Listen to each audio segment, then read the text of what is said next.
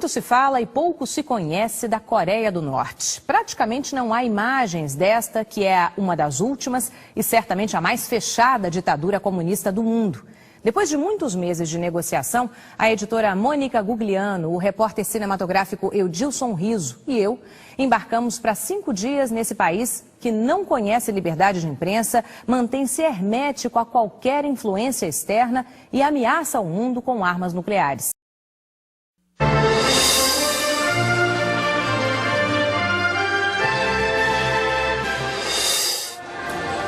Para um voo que tem como destino a Coreia do Norte, este até que estava bem cheio. São apenas 2 por semana, partindo de Pequim, na China, direto para Pyongyang. Quem embarca neles, em geral diplomatas e funcionários de organizações de ajuda humanitária, sabe que conseguir o visto é apenas a primeira dificuldade. Já na chegada, percebemos que teríamos muitas outras pela frente. Mas pelo menos teríamos um carro. Na verdade, um micro-ônibus. São pouquíssimos os veículos circulando nas ruas da capital coreana. E todos do governo, para servir aos altos funcionários do partido. E teríamos companhia. 4 guias permanentemente conosco. E todos falavam espanhol e entendiam português. Além do impecável motorista, um assistente caladão, mas incansável, a representante do Comitê de Relações Culturais com a América Latina, Kim Suk, e o Sr. Kim, com quem descobriríamos nosso primeiro choque cultural. Na chegada ao hotel, quando pedi de volta nossos passaportes e nossos bilhetes aéreos, recolhidos por ele no aeroporto, soube que só veríamos os documentos de novo na despedida. É o mesmo com todos os visitantes do país? O passaporte é um documento do governo brasileiro e sua retenção, está escrito lá, é considerada um extravio. Mas não teve jeito, apesar dos meus protestos. São as regras na Coreia do Norte. Rapidamente entendemos que a visita havia sido cuidadosamente planejada por eles e sair do roteiro estava fora de questão. Pelo menos não estávamos sozinhos. O controle da informação é o mesmo para os cidadãos coreanos. Esse povo ordeiro e disciplinado que a gente vê nas ruas só tem acesso na TV aos 3 canais estatais. Livros, quase todos escritos pelo grande líder Kim Il-sung, que deixou no poder, depois de sua morte em 94, o filho Kim Jong-il. E é dele que se ocupam hoje os jornais, todos do partido. Além de longos editoriais enaltecendo o governo, o que se publica são notícias e fotos do dirigente, onde ele esteve, o que viu e o que decidiu para o bem da população. Os filmes feitos aqui também são pura propaganda ideológica com forte conteúdo moral. Como nesta história, em que a mocinha abdica do amor para servir à comunidade. E assim fomos sendo levados, de um monumento a outro, como este aqui, o Arco do Triunfo coreano, 5 metros mais alto que aquele de Paris, fazem questão de nos dizer nossos guias, e que homenageia a volta do grande líder da guerra contra o Japão. Na cidade, impecável, limpa, nenhuma vitrine, nenhum anúncio, a não ser estes, no alto dos prédios, com frases de incentivo ao regime. O líder camarada Kim Il-sung está conosco. Ou, sigamos o caminho apontado pelo general. Ou, viva a unidade entre o exército e o povo. Um grupo de desavisados turistas da Coreia do Sul se aproxima de nós. Sim, turistas são bem-vindos, me dizem os guias. Mas descubro que estes aí são todos do Comitê de Reunificação das Coreias, escolhidos a dedo para a viagem. E antes que pudéssemos conversar mais, os guias me avisam que temos de ir. Estamos muito atrasados para o almoço. Momento fundamental para quem não tem um histórico de comida farta. Nos restaurantes escolhidos por eles, claro, ficamos num reservado, sozinhos. Neste aí, descobrimos que o problema de energia elétrica vivido pela Coreia do Norte é real. Os apagões são frequentes, a qualquer hora do dia. Nas negociações para que a Coreia do Norte abandone as armas nucleares, o governo de Pyongyang exigiu dos Estados Unidos, como contrapartida, um reator para a geração de energia. Mas o acordo parece destinado ao fracasso. E o espírito anti-americano, tão profundamente arraigado aqui, explica por quê. O Museu da Vitória na Libertação da Pátria tem um jeitão de Museu da Humilhação Americana. Fotos e reproduções de documentos do início dos anos 50, na Guerra da Coreia, contam a história do ponto de vista do norte. Nossa guia, Kim Suk, me dá a sua versão de como os Estados Unidos agrediram a pátria e tomaram o Sul. Como entregaram armamentos ao exército títere da Coreia do Sul, como assassinaram inocentes e como foram derrotados pelo norte. Cada vez menos contida, ela então defende as armas nucleares. E tropas norte-americanas sempre está ameaçando contra nossa parte. Por isso, nós nos empurrou a disponer de armamentos nucleares para defender de nossa parte, nossa vida. A comunidade internacional supõe que os reatores estejam localizados em Daecheon e Yongbyon, duas das várias áreas proibidas do país, onde também ficam as penitenciárias políticas, como a de Iodok, objeto de inúmeros relatórios das comissões internacionais de direitos humanos que afirmam que para lá vão os desafetos do governo, em prisão perpétua. A disciplina imposta faz de nossos guias coreanos gente que não gosta de negociar. Pedimos para visitar um mercado, insistimos. Acabaram nos levando a uma lojinha de produtos para turistas. O Sr. Kim explica. Está proibido filmar, tirar foto, tudo está proibido. Sim, ahí adentro y vemos todo. Los coreanos no les gusta tirar fotos en la tienda. Pedimos para conversar com jogadores de futebol. Os coreanos são fanáticos pelo esporte, como nós. Disseram que estavam todos de férias. Pedimos para visitar uma residência, dar uma espiadinha na rotina de um cidadão comum. Impossível, disseram eles. Uma coisa é entrar no país, outra bem diferente é entrar em contato com o povo. Famílias em casa, nos seus afazeres cotidianos, o que comem, como dormem, ainda são um assunto muito delicado por aqui. O mais perto que a gente conseguiu chegar das pessoas foi aqui, da janela do nosso quarto do hotel. Hotel do qual, aliás, só saímos acompanhados dos guias, que também se hospedaram ali para nos assistir melhor durante a visita. A qualquer hora do dia ou da noite, ali estavam eles, no lobby. Nossos passaportes só retornaram às nossas mãos na hora do embarque de volta. Mas, apesar das proibições, já havíamos registrado preciosas imagens do país mais fechado do mundo. Na lenda coreana, Cholima é um cavalo alado, tão veloz e indomável que ninguém consegue montá-lo. Mas na estátua erguida na capital, Cholima dá carona a uma camponesa e a um operário, para que o socialismo ganhe em força e velocidade. O Estado, na Coreia do Norte, apropriou-se de vários mitos populares para reforçar o seu próprio. Foi assim também com o Arirang. Visitamos o país na semana da festa do Arirang, uma bela lenda popular que conta a história de um amor impossível. Mas, na versão pós-socialismo, o Arirang passou a lembrar a fundação do PTC, o Partido dos Trabalhadores da Coreia. É feriado. O operário ganha folga de 5 dias e pode levar a família ao estádio para ver o Arirang, um espetáculo com nome de festa popular e conteúdo de propaganda partidária. Já na chegada, numa coreografia perfeitamente ensaiada, 15 mil crianças com cartazes coloridos escrevem saudando o público. O Arirang só acontece de 3 em 3 anos e é um orgulho nacional. Nesta época, a concessão de vistos para a Coreia do Norte torna-se mais flexível e estrangeiros são até convidados para o show, como estes coreanos do Sul, que defendem a reunificação. Em todo o estádio, eram os únicos a se manifestar. Mas mesmo em dia de festa, a vigilância não relaxa. Nós e outro grupo de jornalistas de Taiwan fomos levados ao mesmo setor do estádio, de onde nossos guias poderiam nos controlar melhor. E começa o espetáculo,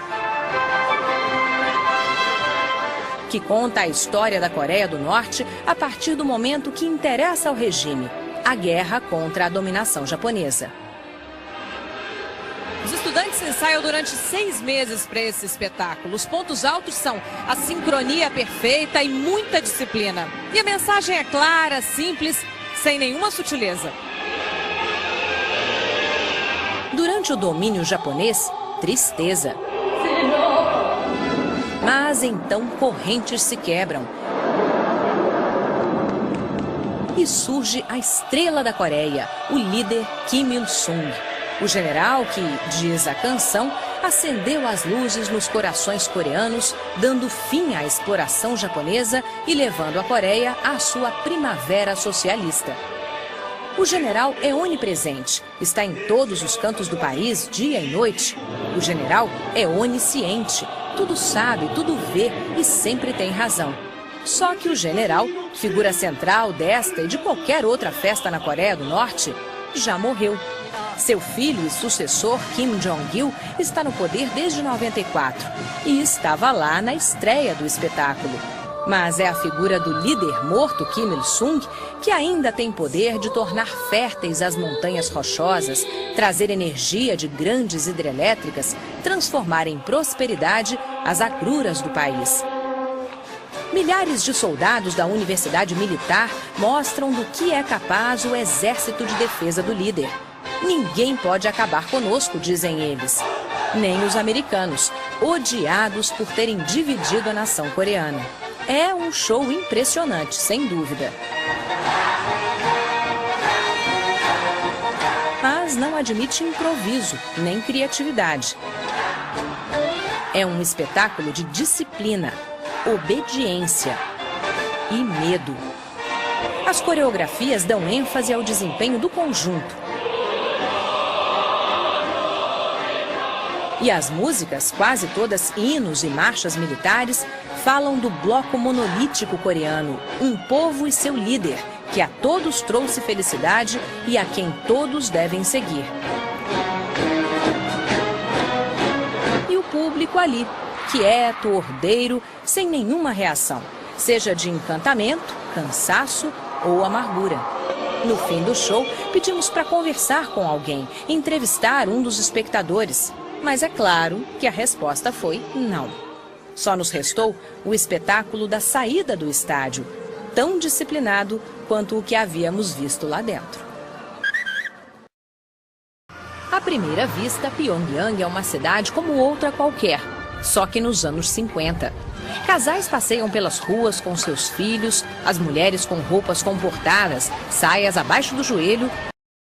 Carros quase não há. No regime comunista não há propriedade privada. Só os altos funcionários do governo usam carros, cedidos pelo partido. O trabalhador usa o transporte coletivo, ônibus ou o metrô. As estações são impressionantes. Você entra numa e vai descendo, descendo. A escada rolante parece não ter fim. São apenas 2 linhas que quase nunca ficam cheias. Tem-se a impressão de que, mais do que alternativa de transporte, o metrô é um abrigo antiaéreo. O medo de um ataque americano é constante por aqui. Pyongyang é uma cidade bonita, embora um tanto vazia. Organizada, embora um tanto triste. Pyongyang é o cartão de visitas de um comunismo que se imagina perfeito. Uma cidade cenário. Pyongyang ficou em ruínas depois da Guerra da Coreia e foi reconstruída a partir de 1953, segundo o modelo urbano soviético. Hoje a cidade é o mais bem acabado exemplo do stalinismo arquitetônico. Avenidas largas, conjuntos residenciais em blocos austeros, dezenas de monumentos que lembram a Revolução Socialista e praças monumentais. Aqui vivem 3 milhões de pessoas divididas em 25 bairros. E para que todos tenham onde morar, novos edifícios são erguidos o tempo todo pelo governo, que cede os apartamentos aos cidadãos. Os critérios são pouco claros. Quem ganha as melhores moradias? As famílias maiores? Ou aqueles cidadãos considerados heróis, grandes patriotas, os merecedores? E o que define um merecedor? O governo sempre sabe decidir, me dizem os guias. Rian Kong-ju é uma cidadã exemplar. Recebeu várias medalhas pelo trabalho no Museu da História da Revolução e não é difícil adivinhar por que a deixaram falar conosco. Rian Kong-ju é só elogios ao governo.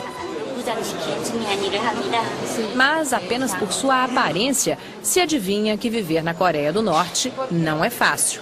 E é fora da capital, a cidade escolhida como símbolo de competência administrativa, que começa a vida real.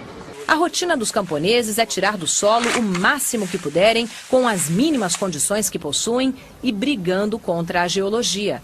A terra exausta produz cada vez menos. Apesar de precisar tremendamente de comida para alimentar 20 milhões de habitantes, a Coreia do Norte não é um país de terras férteis. Apenas em 20% do seu território se pode plantar. O resto é feito de montanhas rochosas. Agora é época de colheita de arroz, atividade que os camponeses realizam com as próprias mãos. Não vimos nenhuma única máquina agrícola, nenhum trator, nenhuma colheitadeira ou caminhão para transporte de grãos.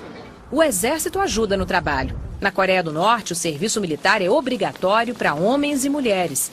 As fazendas são coletivas. O governo recolhe a produção e distribui uma ração de 300 gramas por dia para cada cidadão, metade do mínimo recomendado pela Organização Mundial de Saúde. Por causa das constantes crises de fome no país, o partido passou a fazer vista grossa para o comércio paralelo de alimentos. Mesmo em Pyongyang, alguns quiosques privados vendem comida sem enfrentar a repressão oficial.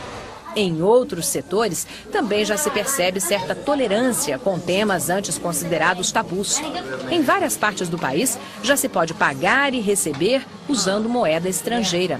Conseguimos pagar ligações telefônicas até com dólares, embora as atendentes, talvez por falta de hábito, errem constantemente nas contas, sempre para nosso prejuízo, claro.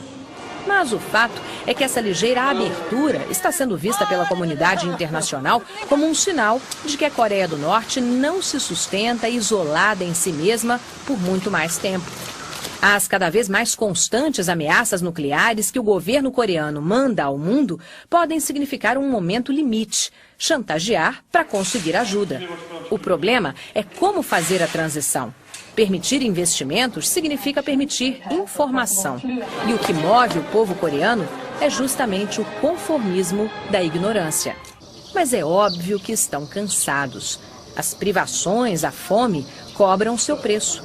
Exaustos, foram treinados a resistir e farão isso enquanto puderem.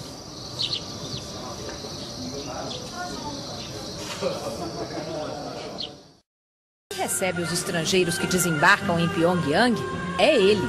No caminho para o hotel, os visitantes vão se acostumando com a presença frequente dele. O grande líder está em toda parte, em todas as paredes de todos os salões, de todos os prédios da cidade, em monumentos espalhados em locais estratégicos da capital, no metrô, nas praças. Kim Il-sung é mais do que o grande líder da Coreia do Norte. Ele é a própria nação. Aqui, Kim Il-sung tem 20 metros e é todo feito em bronze. Quando se casam, os jovens, antes mesmo da lua de mel, tratam de vir à praça prestar homenagens a Kim Il-sung. Na Coreia do Norte, é possível casar por amor, mas a maioria dos matrimônios ainda é arranjada pelas famílias. E as noivinhas, nos vestidos típicos do país, maquiagem caprichada, vêm pedir ao eterno dirigente a graça de um marido bonzinho e dedicado. Ele protege a todos nós, diz esta moça. Neste país comunista, não há cerimônias religiosas, mas a reverência obrigatória diante da imagem do líder lembra uma devoção divina. Trazer flores é de bom tom, até para os que mal conseguem carregá-las. Kim Il-sung está quase sempre sorrindo, mas pode adotar um ar altivo, preocupado, pode aparecer falando aos cidadãos ou acompanhando alguma obra importante para o país. No verão, no inverno, na juventude, na maturidade. Mas a sua pose preferida é aquela na qual aparece com crianças. O palácio dedicado a elas é uma escola de disciplinas extracurriculares. Aqui, as meninas aprendem a dançar e sorrir. Aprendem a tocar o caiagum, um instrumento típico que tem um belíssimo som, e sorrir. Aprendem a fazer bordados tão perfeitos que parecem fotos e demoram 3 meses para ficar prontos. E aprendem a demonstrar publicamente todas essas habilidades. Fomos levados a um show na escola. que começa, claro, com um agradecimento a Kim Il-sung por tudo que ele fez pelas crianças norte-coreanas. Depois, as meninas dançam e sorriem. Rodopiam loucamente.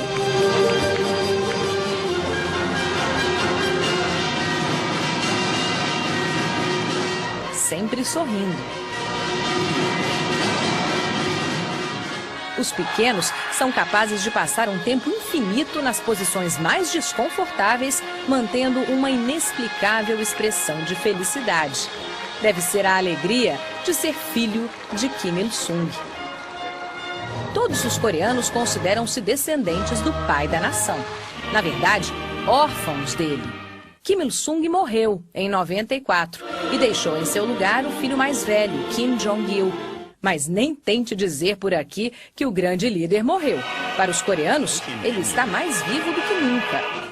O líder deixou como ensinamento principal a filosofia Juche, uma filosofia que estrangeiros custam a entender, lembrada nesta torre de 170 metros. É mais ou menos o seguinte: a palavra Juche pode ser traduzida por dono do corpo. Ela ensinou aos coreanos a não depender de nenhum dos perigosos países vizinhos.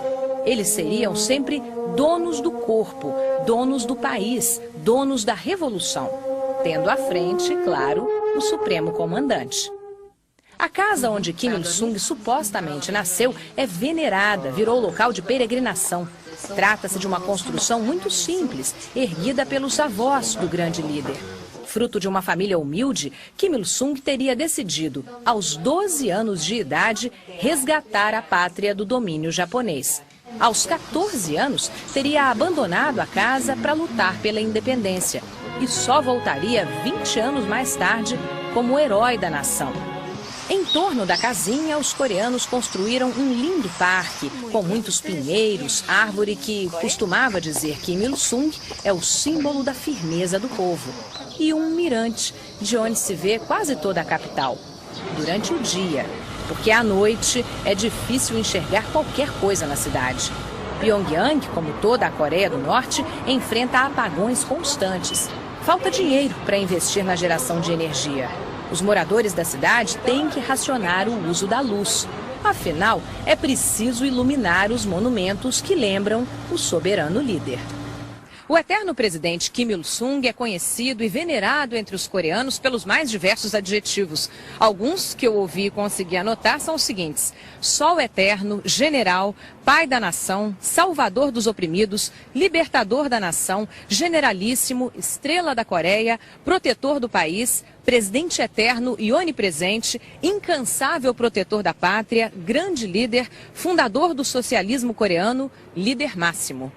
É por tudo isso que uma das marcas registradas dos coreanos do norte é o broche que trazem sempre do lado esquerdo do peito, o lado do coração, com a imagem de Kim Il-sung. Um ditador tão poderoso que conseguiu sobreviver à própria morte.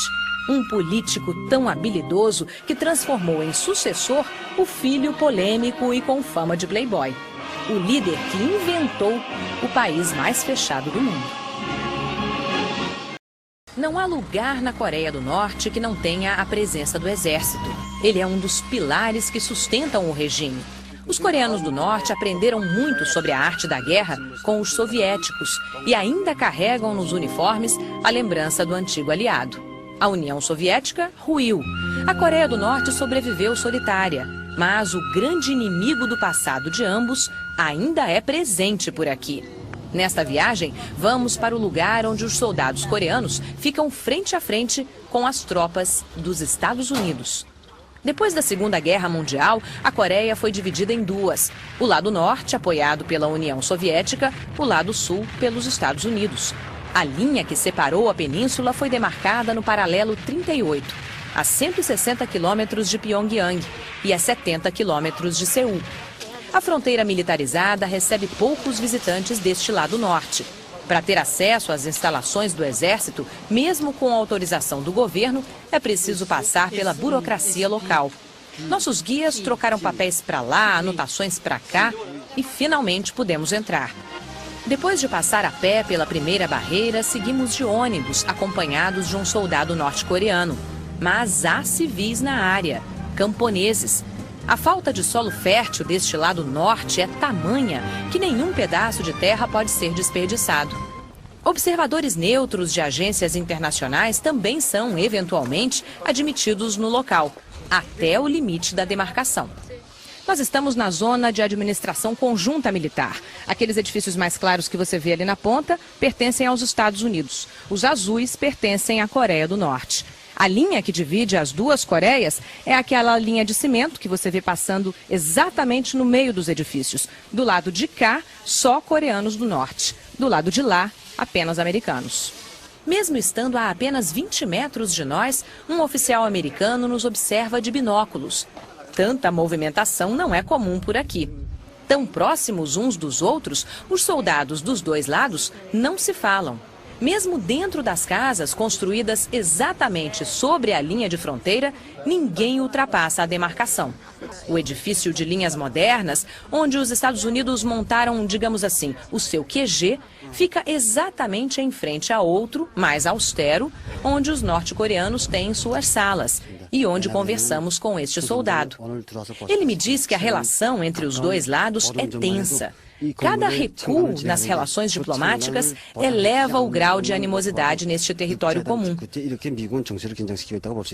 Para manter o moral da tropa, o lado norte montou vários pequenos museus que contam a história da Guerra da Coreia, sob o ponto de vista, claro, da estupenda vitória do norte.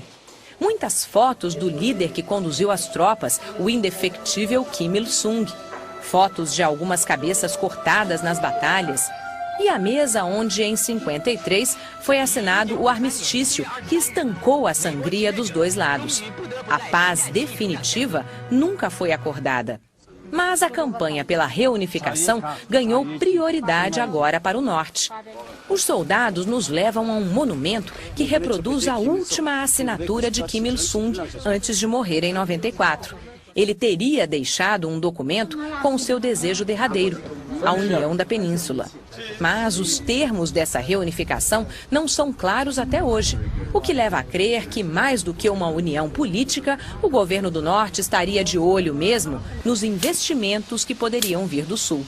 Aquele mesmo soldado que entrevistamos me diz que torce por uma nação única, mas que, se for necessário, estará pronto a derramar seu sangue pela pátria do norte.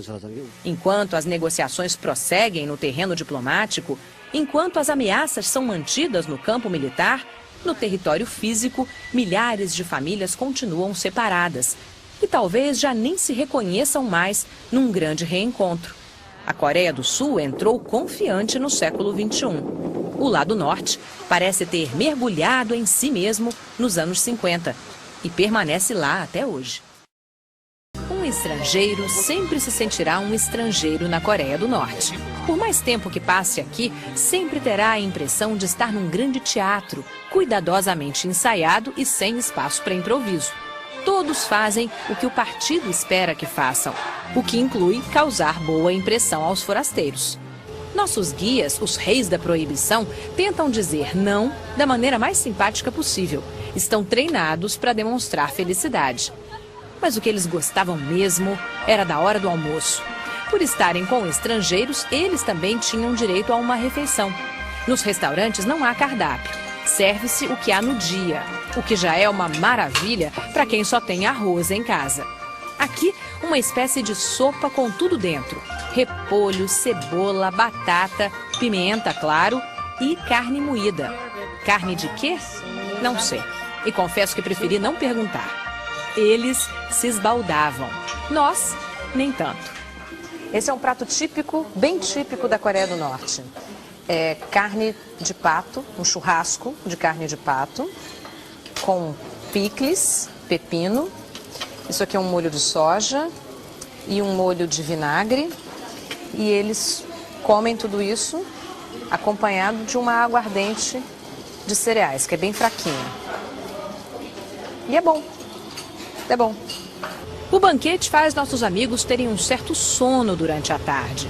Pudera. Um deles sempre passava a noite acordado na porta do hotel para não perder um movimento nosso. O hotel onde ficamos em Pyongyang é um hotel antigo, mas grande, com quartos grandes, tudo razoavelmente confortável, embora caro. A gente nunca soube exatamente qual é a diária, porque o pacote aqui para jornalistas inclui o hotel mais a presença permanente dos guias, 250 € por dia por pessoa. E como esse aqui é um território exclusivo para estrangeiros, a gente tem coisas que os coreanos jamais teriam em casa, como, por exemplo, TV a cabo com alguns canais internacionais. Mesmo sendo um lugar para estrangeiros, a comida do hotel é ao gosto local, inclusive no café da manhã. Isso aqui é repolho e carne. Não tenho ideia de que tipo de carne seja. Será que eu arrumo um pãozinho? Como não têm acesso a nenhuma informação do exterior, os coreanos acabam se comportando como se nada mais existisse. Alimentam o ódio aos Estados Unidos, incitado pelo governo, mantêm a disciplina sob qualquer circunstância, sabem que um poder maior vigia suas atitudes. Será que são mesmo tão apáticos quanto parecem? Será que sabem o quanto sofrem ou simplesmente se acostumaram? Perguntas que alguém de fora tem dificuldade para responder. Um estrangeiro, na Coreia do Norte, será sempre um estrangeiro.